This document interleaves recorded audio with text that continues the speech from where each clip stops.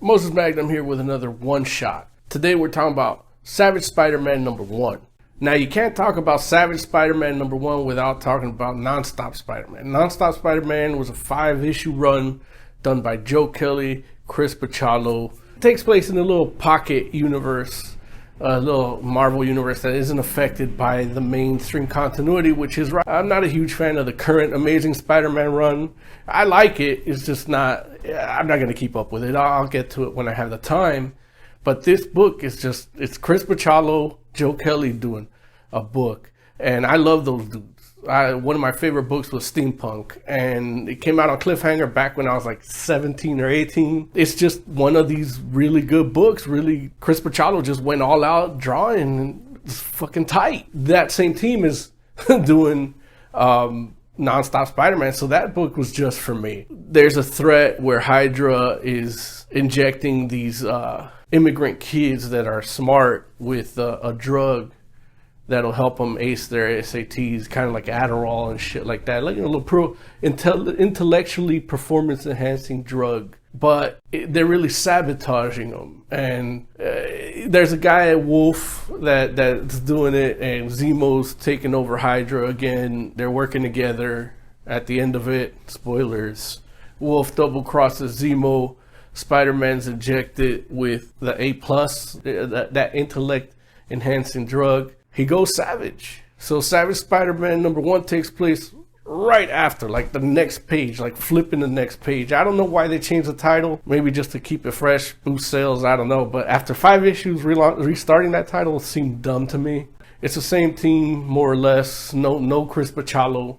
It's the dude, I forget his name. But yeah, the art is different here. A lot of people didn't like Chris Bachalo's art. I loved it in the first 5 issues, but I just didn't like Spider-Man's design. He looked a little pudgy, a little round. Like it looked almost like a chibi design, but not quite that chibi, you know? And I wasn't feeling it, but everything else was great. But here it's totally different, looks more what you expect.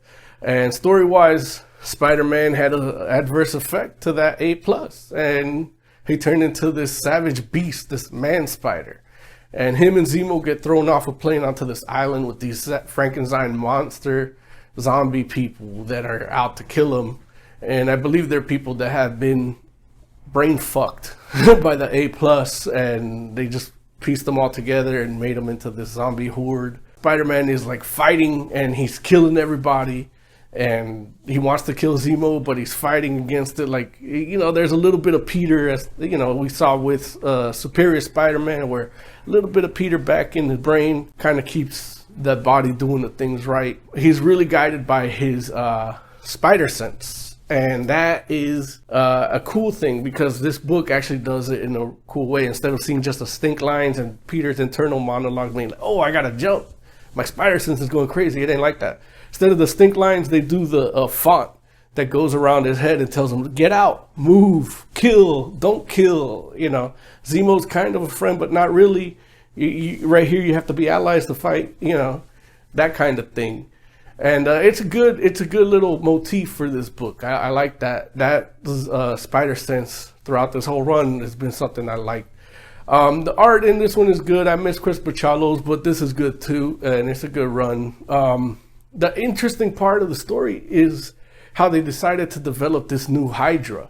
You know, this new Hydra is actually built up and headed by Wolf.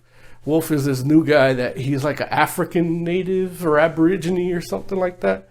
And he believes in the purity of the race, just not the white race, you know, whereas in Hydra is a Nazi headed organization, and they took over. Wolf and his other people took over, and they're all different. You got like an Aztec one, a Native American one, an African one, an Indian one, you know, and they're about the purity of their respective races to really rule through purity, you know, and they'll work together. They don't have anything against each other. It's got everything against white people, which is it's an interesting take.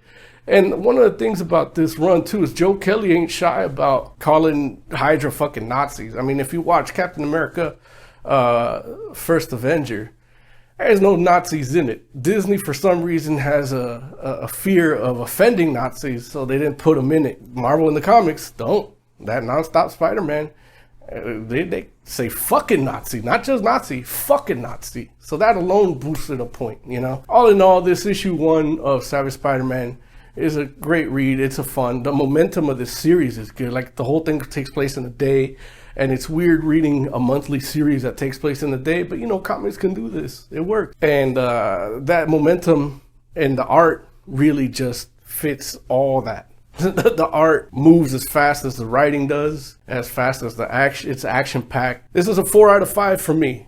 4 out of 5. It's just a solid read.